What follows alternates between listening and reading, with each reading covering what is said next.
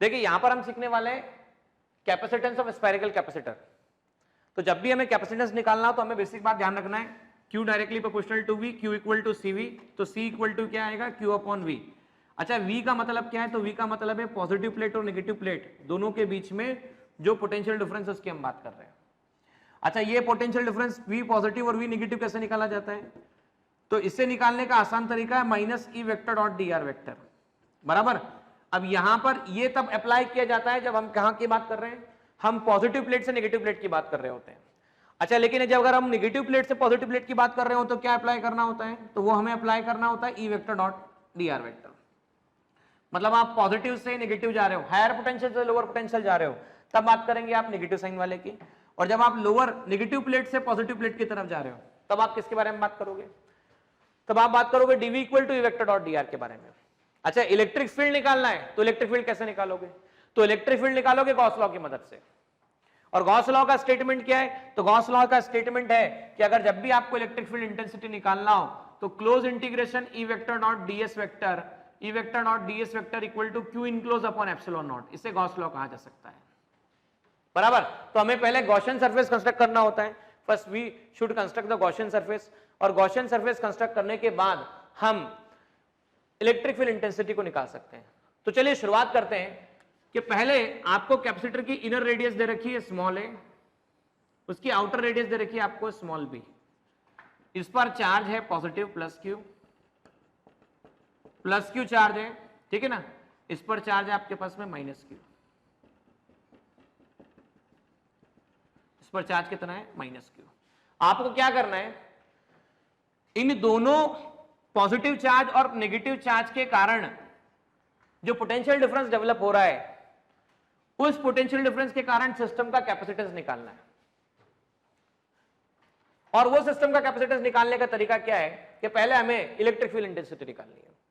Electric field intensity निकालने का तरीका क्या है, तो इलेक्ट्रिक फील्ड इंटेंसिटी निकालने के लिए गॉसियन सरफेस कंस्ट्रक्ट करना है। तो मैंने क्या किया, लेट आई अज्यूम ये आपके पास में इनर सरफेस पॉजिटिव चार्ज, इससे किसी स्मॉल r डिस्टेंस पर, कितने डिस्टेंस पर, स्मॉल r डिस्टेंस पर मैंने एक स्फीयर अज्यूम कर लिया।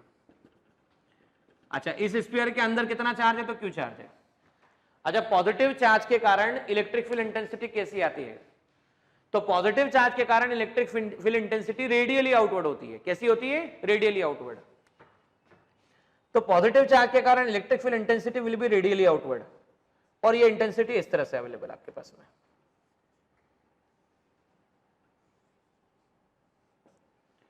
ठीक है, अब इसका नॉर्मल आउटवर्ड, नॉर्मल हमेशा आउटवर्ड लिया जाता है, बराबर। दोनों के बीच का एंगल चेक करो, थीटा कितना आ रहा है भाई। किसी भी गॉसियन सरफेस पर और इलेक्ट्रिक फील्ड इंटेंसिटी पर जब हम ये लॉ अप्लाई कर रहे हैं, गॉसियन सरफेस पर लॉ अप्लाई कर रहे हैं, तो हमें पता है कि E vector dot ds vector में E क्या होता है, तो E इलेक्ट्रिक फील्ड इंटेंसिटी होता है।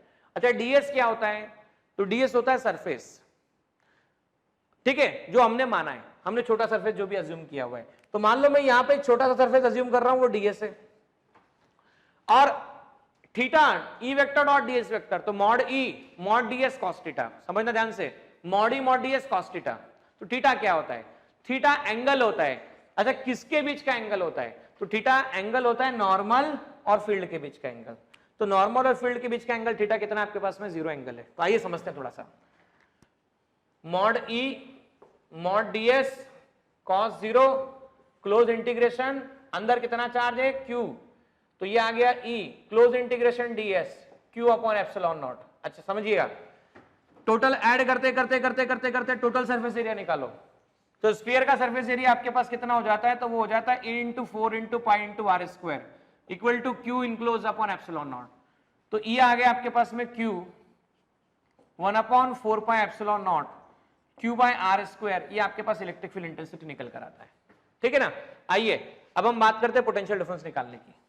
dv equal to minus E vector dot dr vector, वापस याद कीजिए ये कब अप्लाई करेंगे, जब कहां से कहां जाएंगे, पॉजिटिव से नेगेटिव की तरफ जाएंगे, हम बात करेंगे तब हम अप्लाई करेंगे। तो आइए शुरुआत करते हैं भाई। जब आप पॉजिटिव से नेगेटिव की तरफ जा रहे हो, पॉजिटिव से नेगेटिव की तरफ जा रहे हो, तो फील्ड कैसा है, तो आउटवर्ड है। आप भी कहां जा रहे हो, तो आउटवर्ड जा रहे हो। तो ये हो गया आपके पास में पॉजिटिव से नेगेटिव जाते समय mod E mod D R cos 0। ठीक है, समझना, मॉड ई मॉड डी आर कॉस 0। अच्छा, जा कहां से रहे हो? पॉजिटिव से। कहां की तरफ? नेगेटिव। तो पहले पॉजिटिव प्लेट पे पोटेंशियल कितना? पॉजिटिव। कहां की तरफ? नेगेटिव। तो कहां से? पॉजिटिव से। तो बोलो पॉजिटिव का रेडियस कितना है? पॉजिटिव का रेडियस कितना है? तो स्मॉल है। नेगेटिव का कितना है? भाई पॉजिटिव का रेडियस स्मॉल है, नेगेटिव का कितना है? Small v। डीवी का इंटीग्रेशन v आया, v पॉजिटिव से लेकर v नेगेटिव। मैंने बात की यहां से लेकर a से b तक की, माइनस मॉड e कितना है? तो kq upon small r square into D R, A से बी की तरफ। यह है v नेगेटिव और v positive, minus sign kq बाहर, 1 upon R square D R, A से लेकर हम b तक लिमिट की बात कर रहे हैं। तो आइए समझते हैं। हमें रिक्वायरमेंट है किसकी? हमें रिक्वायरमेंट है v पॉजिटिव v नेगेटिव की।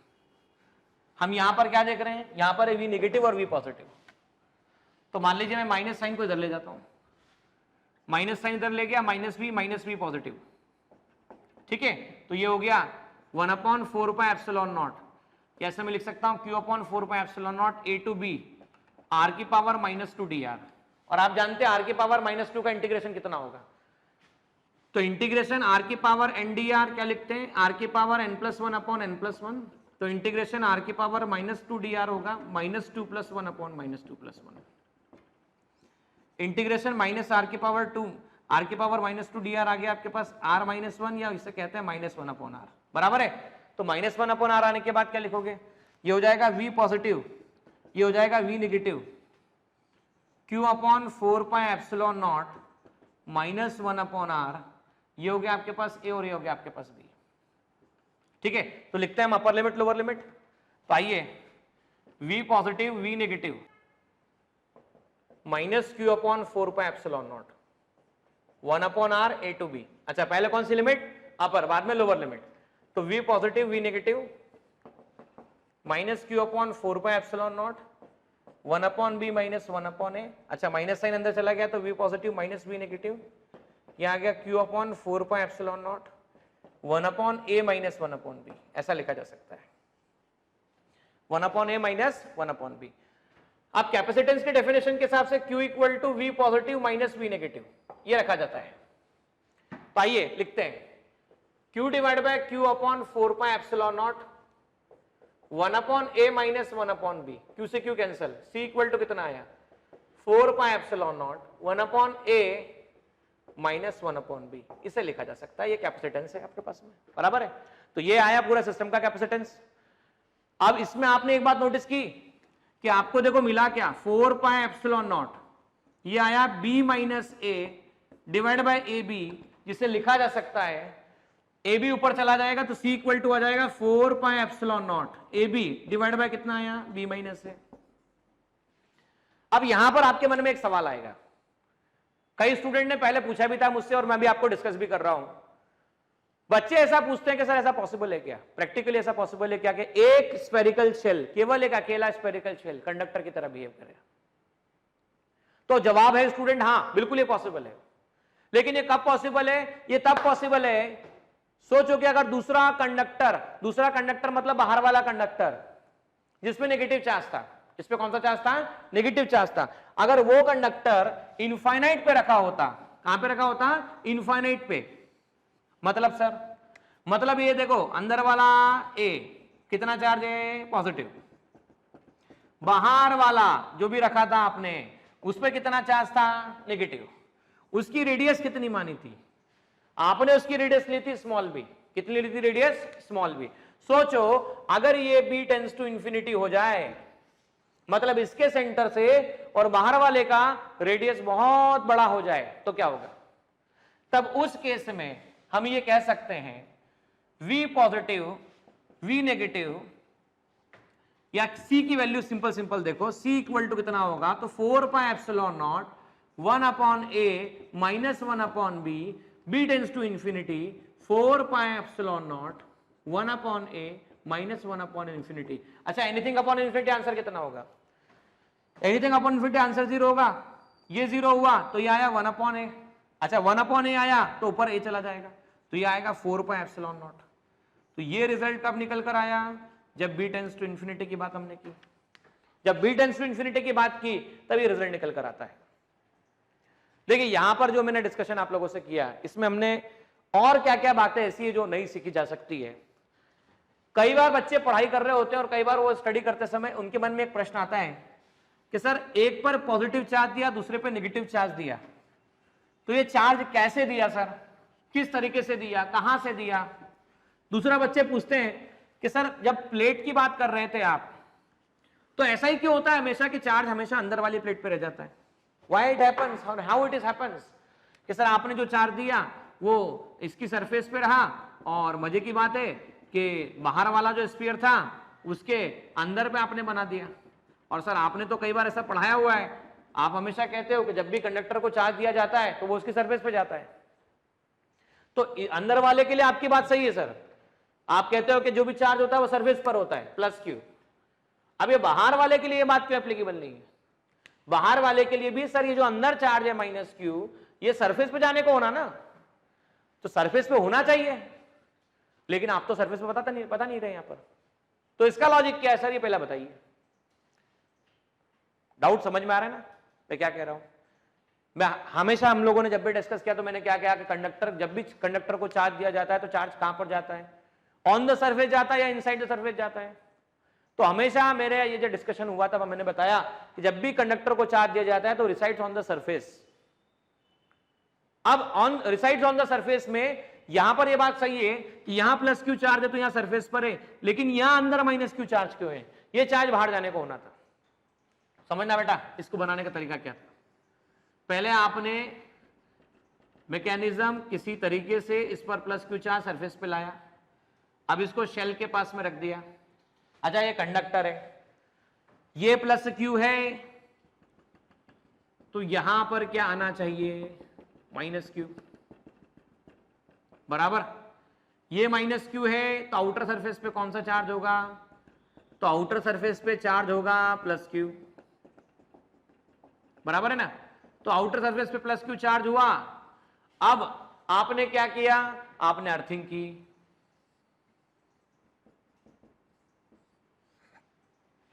आपने क्या किया स्टूडेंट्स, आपने अर्थिंग की। जब अर्थिंग की तो क्या हुआ, अर्थिंग की तो अर्थ का पोटेंशियल कितना, जीरो। भाई अर्थ का पोटेंशियल कितना, जीरो। तो हम ये कह सकते हैं ये स्मॉल ए और ये स्मॉल बी, चलिए ये आपके पास स्फीयर ए और ये आपके पास स्फीयर बी, तो बी पर पोटेंशियल लिखते हैं नेट और उसको जीरो से इक्वेट कर देते हैं, निकाल के देखते हैं चार्ज बी पे कितना आएगा। तो हमको नहीं पता था बी पे कितना चार्ज आएगा, मैंने अज्यूम कर लिया कि मुझे नहीं पता बी पर चार्ज कितना आएगा, मैंने मान लिया ये डिस्ट्रीब्यूशन समझाया, ये माइनस डिस्ट्रीब्यूशन जो समझाया, माइनस क्यू समझाया, प्लस क्यू समझाया, बराबर है।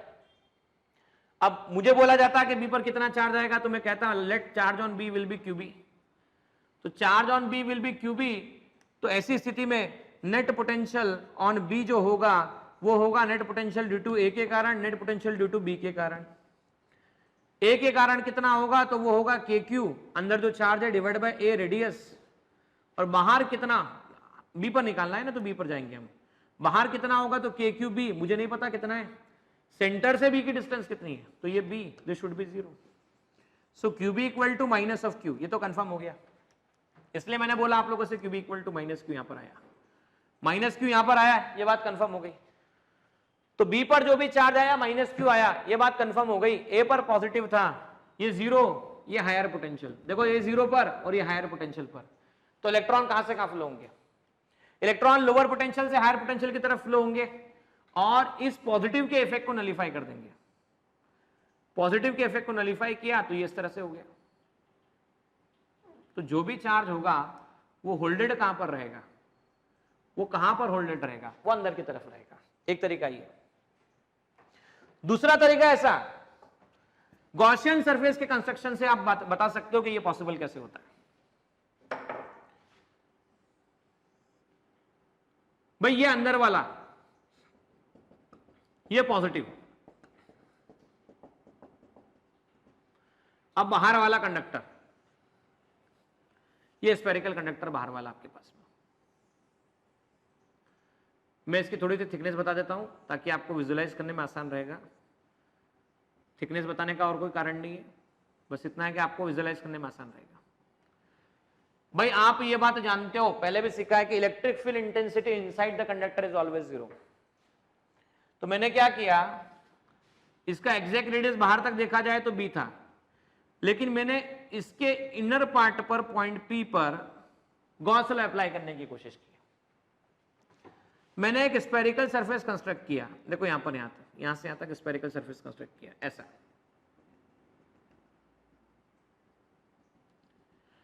तो यहां पर पॉइंट P पर इलेक्ट्रिक फील्ड इंटेंसिटी नेट 0 होना चाहिए। अच्छा, फील्ड 0 होना चाहिए तो close integration E vector dot ds vector phi equal to q enclose upon epsilon naught. अगर फील्ड 0 हो गया तो फ्लक्स 0 होना चाहिए, और अगर फ्लक्स 0 हो गया तो इनक्लोज चार्ज शुड बी 0। अब देखो, आपने ये आर्बिट्रेरी सरफेस माना, अंदर ऑलरेडी प्लस q चार्ज है। अगर सोचो आप ये कहते कि सर बाहर जाना चाहिए था माइनस q चार्ज, बराबर, तो माइनस q चार्ज बाहर चला जाता तो क्या इस स्फीयर के अंदर रह पाता? बोलो भाई, अगर माइनस q चार्ज बाहर चला जाता तो क्या इस स्फीयर के अंदर रह पाता? नहीं रह पाता। तो अंदर नेट चार्ज कितना है? तो नेट चार्ज इस स्फीयर के अंदर प्लस q दिख रहा है। भाई इस स्फीयर के अंदर नेट चार्ज कितना दिख रहा है? तो प्लस q दिख रहा है। अब इसके अंदर प्लस q दिख रहा है, तो प्लस q को 0 कब बनाया जा सकता है? बोलो, इसको 0 बनाना है, बोलो प्लस q को 0 कब बनाया जा सकता है? और सभी से पूछ रहा हूं, बताओ ध्यान से, प्लस q को 0 कब बनाया जा सकता है? बोले सिंपल, उसमें माइनस q ऐड कर दो। प्लस q में माइनस q ऐड करोगे, आंसर 0 आएगा। मतलब क्या हुआ? इस स्फीयर के अंदर माइनस q चार्ज अगर आएगा तभी तो अंदर की सरफेस का प्लस q और माइनस q चार्ज क्या हो जाएगा? 0 हो जाएगा। तो यहां पर यह बात ध्यान रखना कि कंडक्टर के आउटर सरफेस पे चार्ज रिसाइड करता है, लेकिन मैकेनिज्म इस तरह से डेवलप किया जाता है, तरीका इस तरह से बताया जाता है जिससे कि वो चार्ज जस्ट पॉजिटिव के पास वाला प्लेट जो है वहां पर नेगेटिव इंड्यूस होगा, आउटर सरफेस पे जो चार्ज इंड्यूस होगा उसकी अर्थिंग की जाएगी। अर्थिंग की जाएगी तो अर्थ करने पर क्या होगा? अर्थ करने पर वो चार्ज कहां चला जाएगा? इलेक्ट्रॉन अर्थ से निकलकर पॉजिटिव चार्ज के इक्विवेलेंट नेगेटिव चार्ज नलिफाई करेगा और अंदर केवल एग्जिस्ट करेगा नेगेटिव चार्ज।